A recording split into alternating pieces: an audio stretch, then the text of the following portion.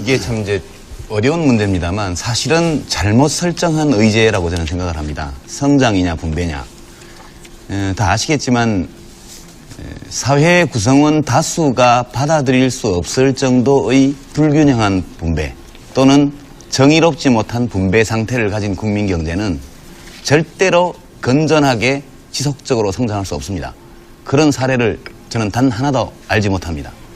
동시에 성장하지 못하는 국민 경제는 장기간 분배 상태를 호전시키는 것이 불가능합니다. 그래서 우리가 이 성장과 분배는 늘 일정 정도의 이 공존관계이기도 하고 일정 정도 갈등관계이기도 합니다. 단기적으로 보면 이것이 갈등관계인 경우가 종종 나타나지만 길게 보면 둘은 같이 갈 수밖에 없는 문제거든요. 지금 성장이냐 분배냐는 이런 쟁점이 제기된 것은 저는 어떤 실사구시적인 토론이라기보다는 이것은 이데올로기 논쟁의 성격이 매우 강합니다.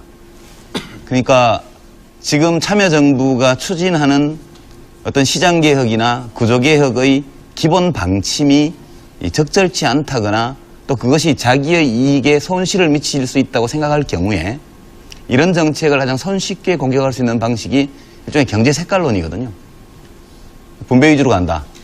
성장이 져야 될 것이다.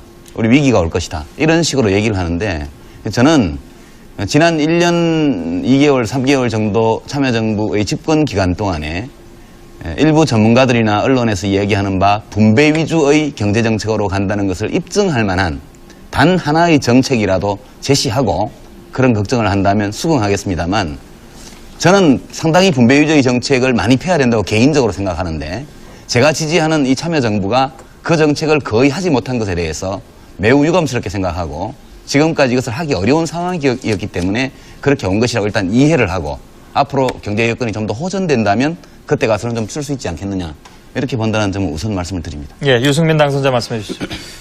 유시민 당선자께서 성장이냐 분배냐를 이렇게 너무 이렇게 구분해서 볼 필요가 없고 장기적으로 이게 상당히 이제 좀 이렇게 같이 물려서 가는 그런 측면이 있다.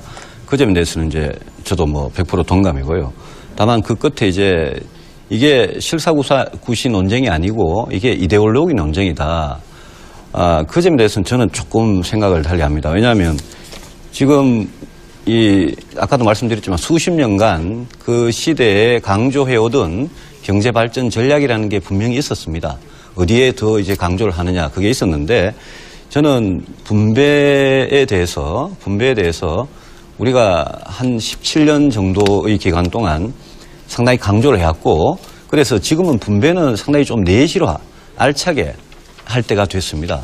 그런데 아까 그 참여정부 집권 1년 동안 분배 위주 정책으로 간 증거가 있느냐? 저는 뭐 그런 것도 별로 기억이 안 납니다. 그 대신에 제가 문제를 삼고 싶은 거는 일단 참여정부 1년 동안 경제정책이 별로 없었습니다. 분배이고 성장이고 간에 경제정책이 별로 없었고 맨날 조중동하고 싸우고 코도 맞추고 정치만 했고 정치 과잉이지 경제에 대해서는 굉장히 무관심했습니다.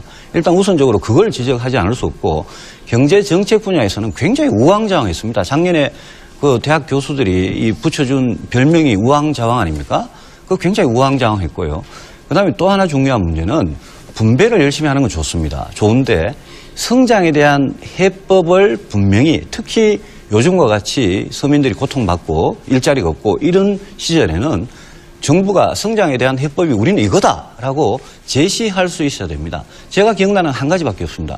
작년 어느 때인가 신성장 산업 10개 그거 발표한 거 딱 하나밖에 저는 기억이 나지 않습니다. 그래서 그걸 가지고 경제 색깔론이다 이렇게 말씀하실 게 아니라 분배도 열심히 해야 되지만 책임 있는 정부라면 이렇게 경제가 어려울 때는 우리가 어떻게 이 경제를 지속 가능한 그런 성장을 실현을 시키겠다. 이거를 좀 내놔야 됩니다. 그런데 수십 개 로드맵을 만들면서 제가 기억나는 성장의 방법이 뭔지 그게 없다는 그런 지적을 좀 드리고 싶습니다. 짤막하게